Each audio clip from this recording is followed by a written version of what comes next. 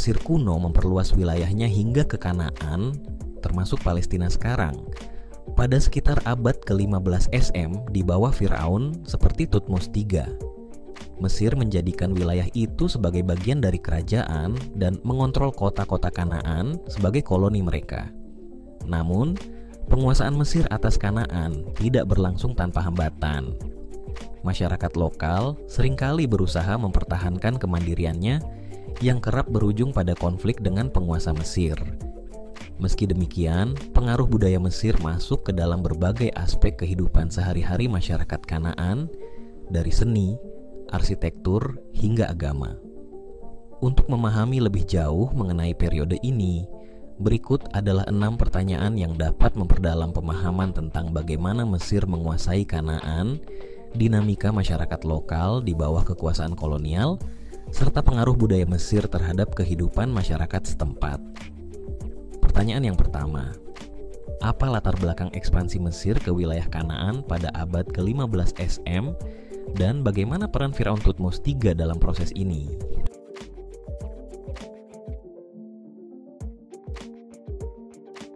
Pada abad ke-15 sebelum Masehi, Mesir berada dalam puncak kejayaan kekaisarannya, terutama pada era dinasti ke-18. Kondisi politik yang stabil dan kekuatan militer yang semakin solid mendorong Mesir untuk memperluas wilayahnya. Salah satu kawasan yang menjadi sasaran ekspansi adalah Kanaan, wilayah subur dan strategis yang mencakup bagian dari Palestina modern. Mesir melihat potensi besar di Kanaan, baik dari segi ekonomi, karena tanahnya yang subur cocok untuk pertanian, maupun dari segi strategi militer, sebagai benteng pertahanan dari ancaman di utara. Salah satu tokoh utama yang mempelopori ekspansi ini adalah Firaun Thutmose III. Thutmose III sering dijuluki sebagai Napoleon dari Mesir karena kecerdikan dan ambisi militernya. Ia dikenal sebagai pemimpin yang tangguh dan sangat aktif dalam menaklukkan wilayah-wilayah sekitar Mesir. Ketika ia naik takhta, Thutmose III segera memulai serangkaian kampanye militer untuk memperluas pengaruh Mesir di wilayah sekitar. Ia memimpin pasukan dengan taktik yang brilian dan berhasil menundukkan berbagai suku dan kota di Kanaan. Thutmose III sangat menyadari pentingnya wilayah Kanaan bagi Mesir. Dengan menguasai Kanaan, ia dapat melindungi Mesir dari ancaman potensial di utara, terutama dari kekuatan-kekuatan besar di Mesopotamia dan daerah sekitar. Ekspansi ini juga memberi Mesir akses langsung ke jalur perdagangan utama yang menghubungkan Mesopotamia dan Levant. Jalur perdagangan ini merupakan sumber pendapatan yang signifikan bagi Mesir, yang memungkinkan mereka mengimpor barang-barang mewah seperti kayu cedar dari Lebanon, perunggu, serta rempah-rempah dari daerah yang lebih jauh. Ekspansi Thutmose III ke Kanaan bukan hanya sekadar penaklukan militer, tetapi juga sebagai bagian dari visi besar sang Firaun untuk membentuk kekaisaran yang luas dan kuat. Dalam kampanye militernya, Thutmose III berhasil merebut kota-kota besar seperti Megiddo yang menjadi simbol kemenangan besar bagi Mesir. Pertempuran Megiddo, misalnya, merupakan pertempuran terkenal di mana Thutmose III mengepung dan mengalahkan pasukan koalisi raja-raja Kanaan. Kemenangan ini memastikan dominasi Mesir atas wilayah Kanaan selama beberapa generasi ke depan. Setelah berhasil menaklukkan Kanaan, Thutmose III memastikan kontrolnya dengan mendirikan garnisun-garnisun militer di berbagai kota penting. garnison ini tidak hanya berfungsi untuk mengamankan wilayah yang telah ditaklukkan, tetapi juga untuk mengawasi dan mengendalikan penduduk lokal. Mesir juga menunjuk pejabat setempat atau fazir yang bertanggung jawab langsung kepada Fir'aun untuk mengelola pemerintahan di wilayah Kanaan. Dengan cara ini, Mesir memastikan bahwa kendali mereka di Kanaan tetap kokoh dan berkelanjutan. Thutmose III juga memperkenalkan budaya dan tradisi Mesir ke Kanaan, menjadikannya bagian dari proses asimilasi budaya. Di banyak kota di Kanaan ditemukan bukti arkeologis seperti patung, prasasti, dan benda-benda seni khas Mesir yang menunjukkan adanya pengaruh budaya Mesir. Hal ini menandakan bahwa ekspansi Mesir bukan hanya penaklukan fisik, tetapi juga penaklukan budaya yang meninggalkan jejak dalam kehidupan sehari-hari masyarakat Kanaan. Selain itu, Thutmose III menggunakan kekuasaan Mesir di Kanaan sebagai alat diplomasi. Melalui wilayah ini, Mesir menjalin hubungan dengan kerajaan-kerajaan tetangga dan memperluas pengaruhnya ke berbagai kerajaan di Timur Dekat. Dengan cara ini, Thutmose III tidak hanya memperkuat kekaisaran Mesir, tetapi juga menciptakan jaringan aliansi yang memperkuat posisinya di kancah internasional. Ini memungkinkan Mesir untuk mempertahankan perdamaian dan stabilitas di wilayah yang luas.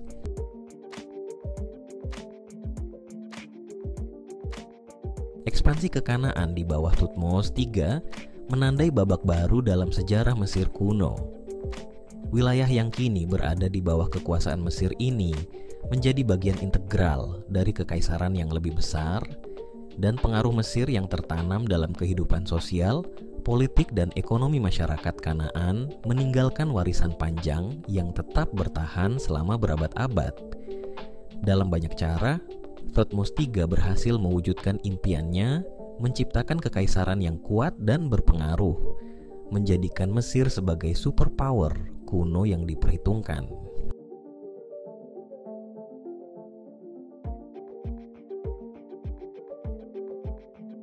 Pertanyaan yang kedua, bagaimana status kota-kota Kanaan di bawah kendali Mesir dan bagaimana sistem pemerintahan kolonial Mesir mempengaruhi kehidupan masyarakat lokal? Mesir menguasai wilayah ini melalui pengaturan administratif yang ketat, dan peran penguasa setempat sering dibatasi hanya sebagai pemimpin nominal yang harus mengikuti perintah Mesir. Untuk mengawasi kota-kota ini, Mesir menempatkan garnison militer di lokasi-lokasi penting. Garnison-garnison ini berfungsi untuk menjaga ketertiban dan memastikan bahwa penduduk setempat tidak memberontak.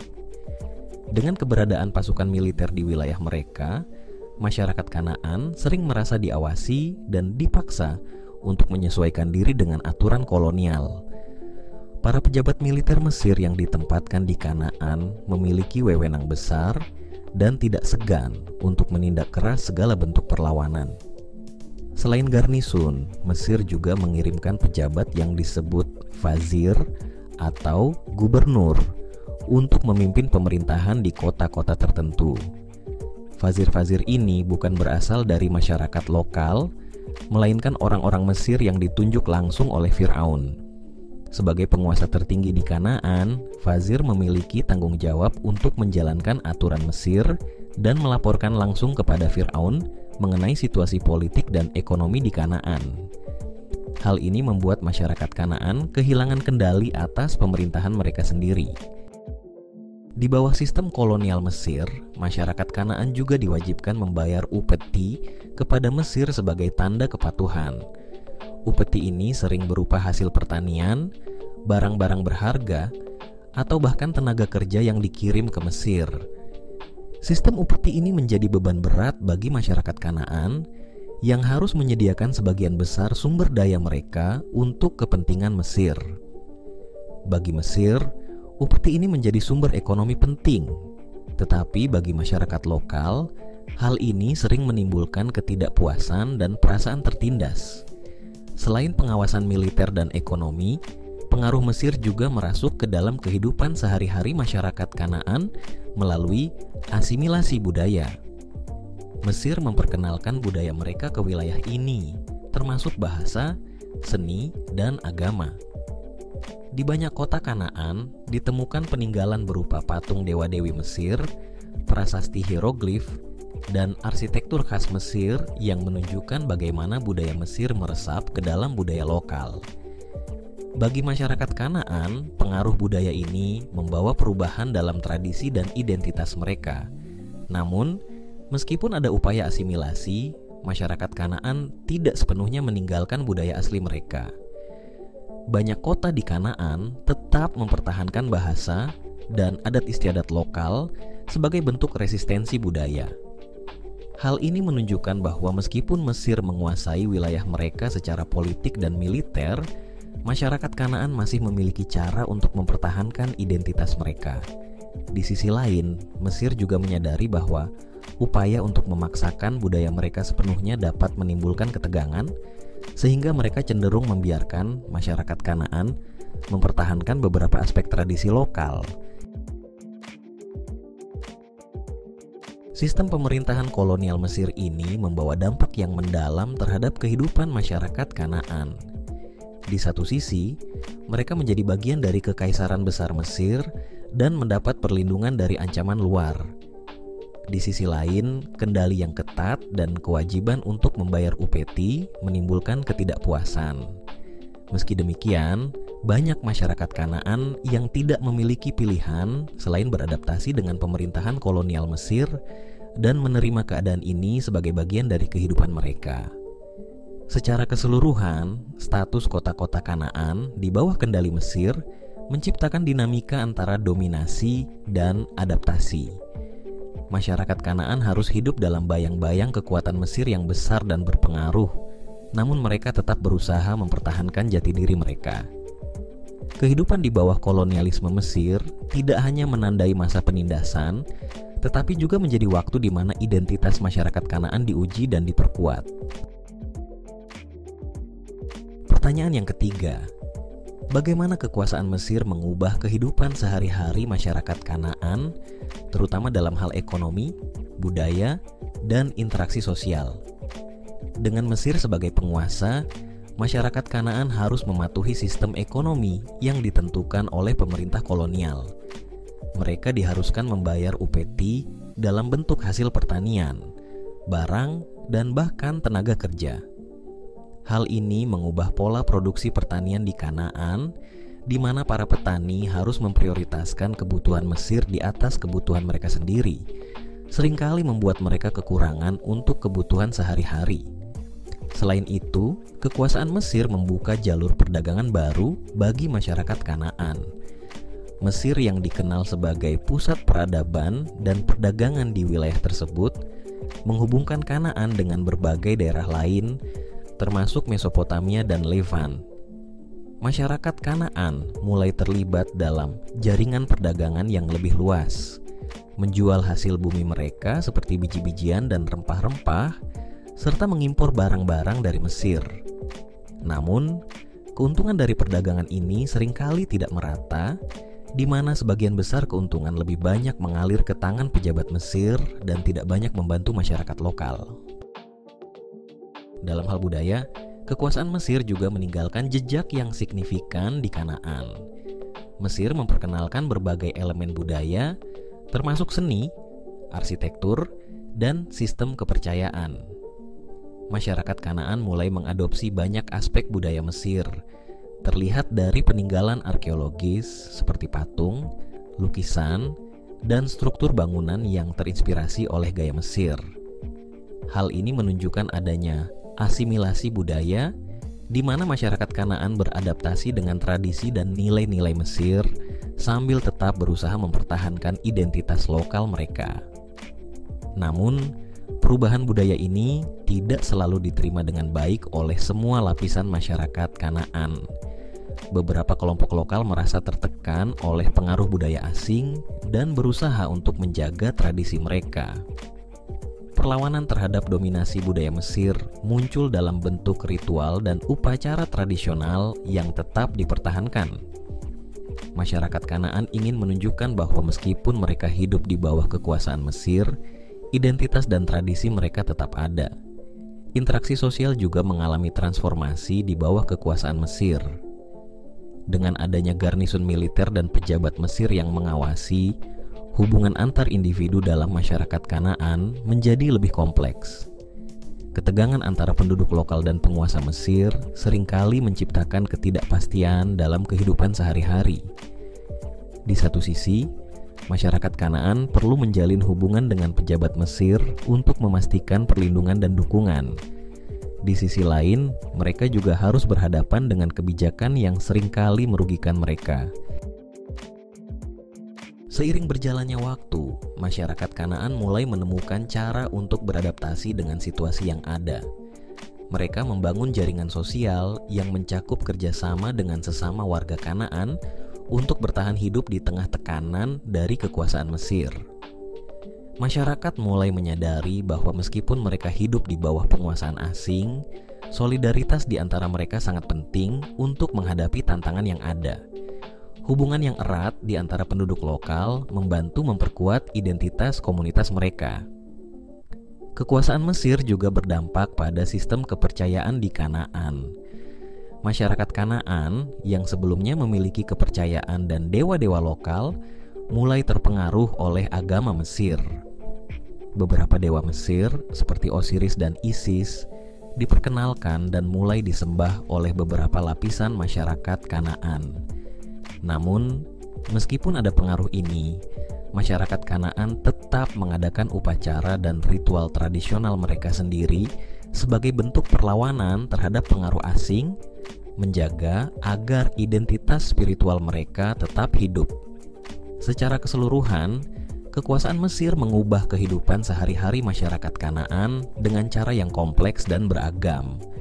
Meskipun mereka mengalami penindasan dan tekanan dari pemerintah kolonial, masyarakat Kanaan juga menemukan cara untuk beradaptasi, mempertahankan tradisi, dan menjalin hubungan sosial yang kuat. Dalam proses ini, mereka membangun identitas baru yang merupakan kombinasi dari budaya lokal dan pengaruh Mesir. Warisan ini tidak hanya membentuk kehidupan masyarakat Kanaan pada saat itu, tetapi juga meninggalkan jejak yang akan terus dikenang dalam sejarah.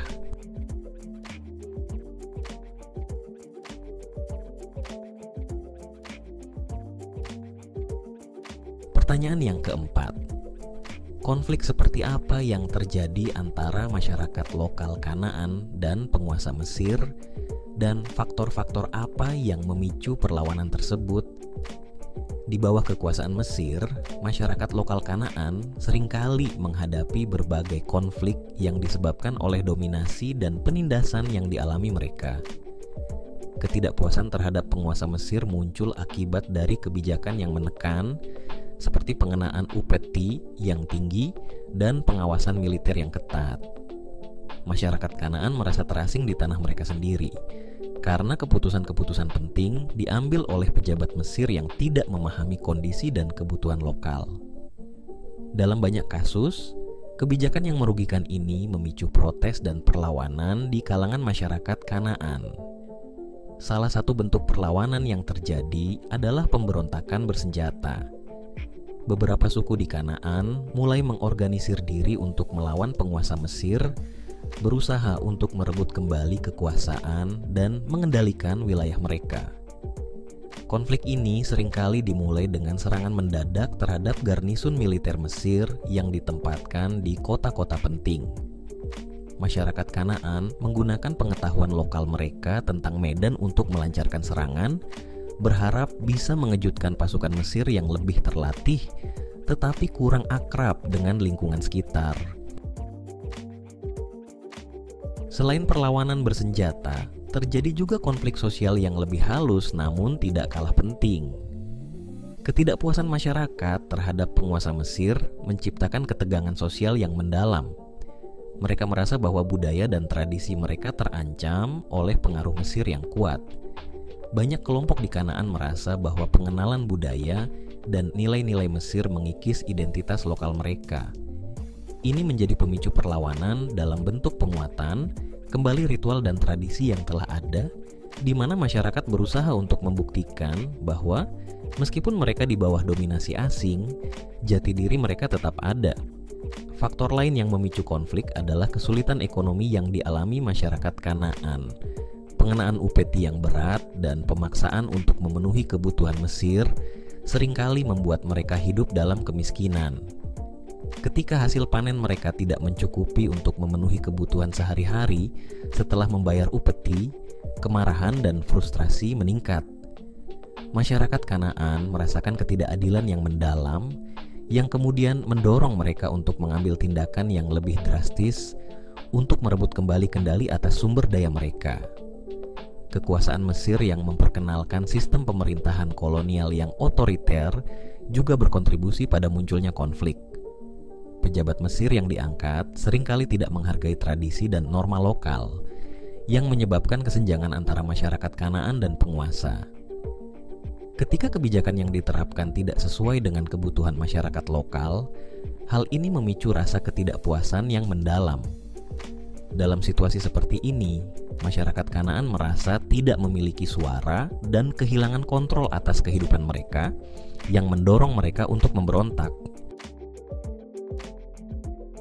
Sementara itu, munculnya aliansi antara suku-suku Kanaan juga berfungsi sebagai pendorong untuk melawan kekuasaan Mesir. Di tengah kesulitan yang sama, berbagai suku yang sebelumnya mungkin bersaing mulai melihat keuntungan dalam bersatu melawan penindasan. Mereka mulai membentuk koalisi dan merencanakan strategi bersama untuk menghadapi penguasa Mesir. Solidaritas di antara suku-suku ini menjadi kekuatan yang memperkuat tekad mereka untuk berjuang demi kebebasan dan kemandirian. Ketidakpuasan terhadap penguasa Mesir juga didorong oleh propaganda dan cerita-cerita yang menyebar di kalangan masyarakat Kanaan. Cerita-cerita tentang heroisme dan keberanian para pahlawan lokal seringkali digunakan untuk membangkitkan semangat perlawanan. Masyarakat Kanaan mengingat masa lalu mereka yang kaya dan merdeka, sehingga semakin memperkuat keinginan untuk mengembalikan keadaan tersebut.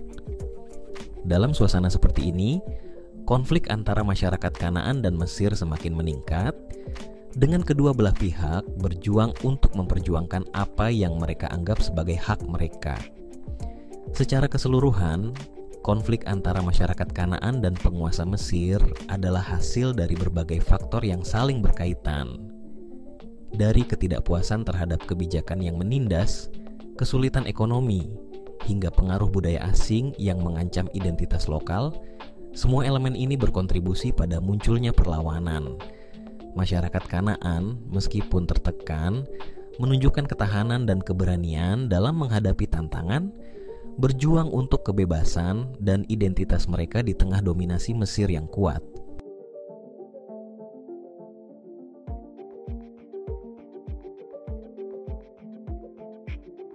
Pertanyaan yang kelima, dalam aspek apa saja pengaruh budaya Mesir terasa di Kanaan, termasuk dalam seni, kepercayaan agama, dan tradisi lokal?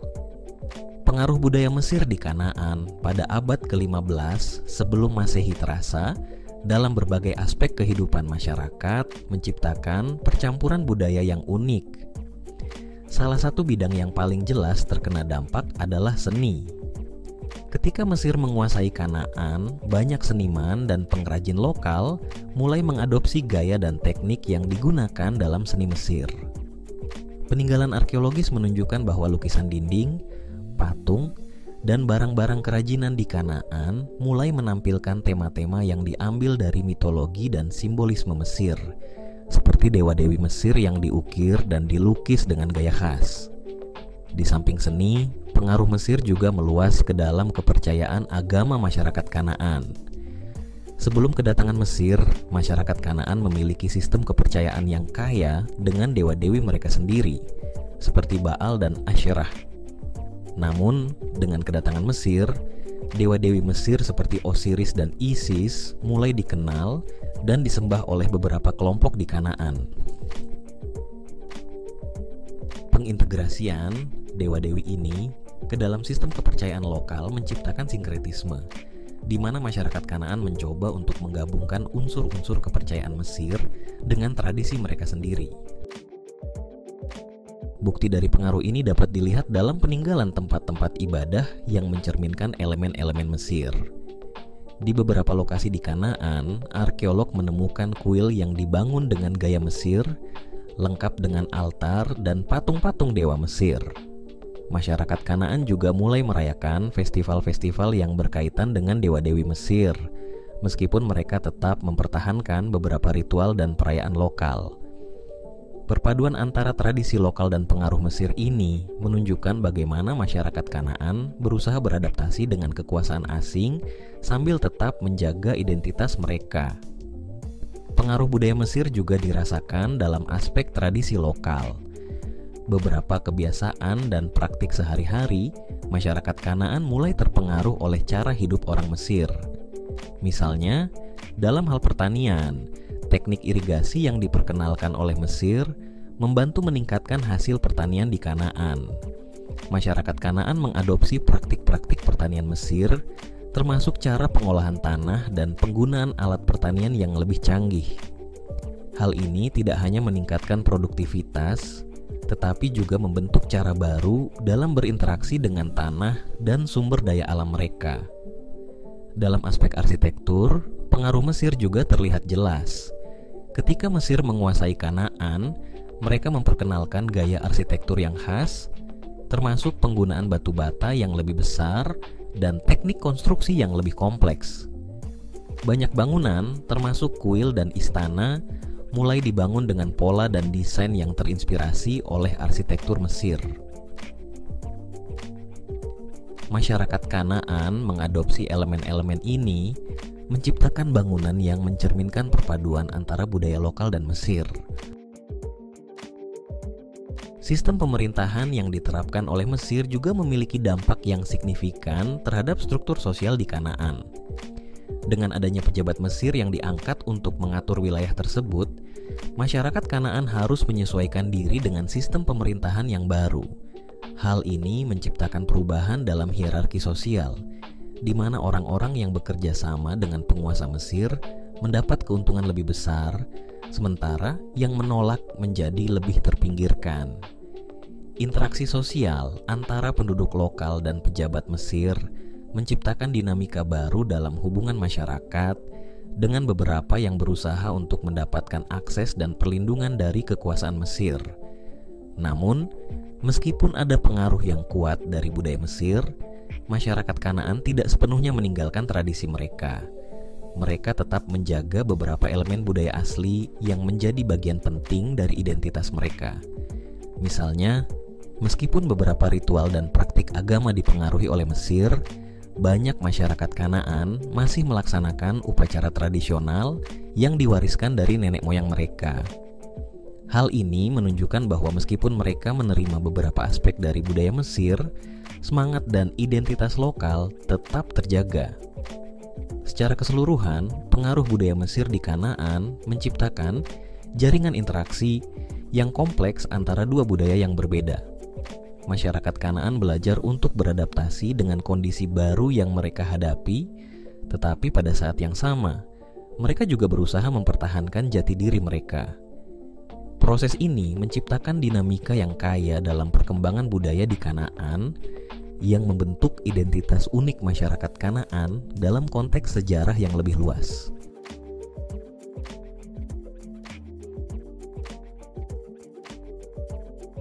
Pertanyaan yang keenam, apa saja faktor yang menyebabkan melemahnya kekuasaan Mesir di Kanaan, dan bagaimana situasi Kanaan setelah Mesir mulai meninggalkan wilayah tersebut?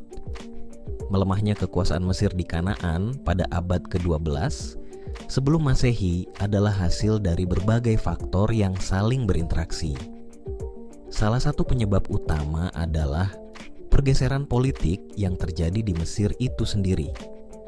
Pada saat itu, Mesir mengalami periode ketidakstabilan yang disebabkan oleh konflik internal, seperti perebutan kekuasaan di kalangan Fir'aun dan perang saudara. Ketidakstabilan ini menyebabkan Mesir tidak dapat mengawasi wilayah-wilayah koloni mereka, termasuk Kanaan, secara efektif, yang membuat penguasa lokal mulai mengambil kembali kekuasaan yang sebelumnya diberikan kepada Mesir. Faktor lain yang berkontribusi pada melemahnya kekuasaan Mesir adalah kebangkitan kekuatan lokal di Kanaan. Selama periode kekuasaan Mesir, masyarakat Kanaan mulai mengorganisir diri dan membentuk aliansi antara berbagai suku. Dengan meningkatnya solidaritas di antara masyarakat Kanaan, mereka menemukan kekuatan dalam persatuan dan mulai memberontak melawan dominasi Mesir. Pada saat Mesir kehilangan kendali, suku-suku ini mulai berusaha merebut kembali wilayah dan hak-hak mereka yang semakin memperlemah pengaruh Mesir di kawasan tersebut. Peristiwa-peristiwa eksternal juga berperan dalam melemahnya kekuasaan Mesir. Pada masa itu, terjadi gelombang migrasi dan invasi dari berbagai kelompok, termasuk bangsa laut dan suku-suku lain yang mengancam stabilitas kawasan. Invasi ini menyebabkan kekacauan dan memaksa Mesir untuk menarik pasukan mereka dari Kanaan guna menghadapi ancaman yang lebih besar di wilayah asal mereka. Dengan penarikan pasukan ini, masyarakat Kanaan merasa memiliki peluang untuk meraih kembali kemandirian dan mengusir pengaruh Mesir yang telah lama menekan mereka.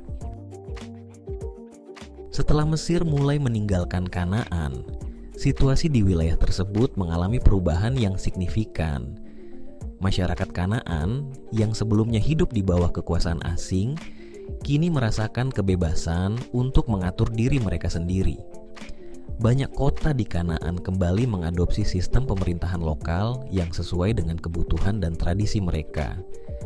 Pemimpin-pemimpin lokal muncul kembali, dan struktur sosial yang sebelumnya terdistorsi mulai diperbaiki.